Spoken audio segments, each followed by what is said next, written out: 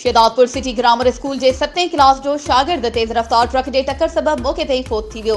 Police truck समेत driver के हिरासत में वठी छडियो। तफ़सीलन मूजिब जानीपुर जो रहवासी सिटी ग्रामर स्कूल जो 7वीं क्लास जो शागिर्द 14 वरियनि जो मोहम्मद अफ़ान राजपूत वल्द मोहम्मद नदीम राजपूत मोटरसाइकिल ते घर वञी रहियो हो त तेज़ रफ़्तार ट्रक हुन खे टक्कर हयो, जे सबब ट्रक जे टायर हेठां दॿिजी वियो ऐं ट्रक हेठां दॿजण सबब मौके ते ही फोत थी वियो।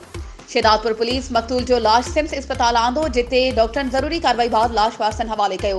पुलिस ड्राइवर मीर खान खोसो के ट्रक समेत गिरफ्तार करे वरितो। फोती शागिर्द जी जनाज़े नमाज़ मदरसा हुसैनिया में अदा कई वई।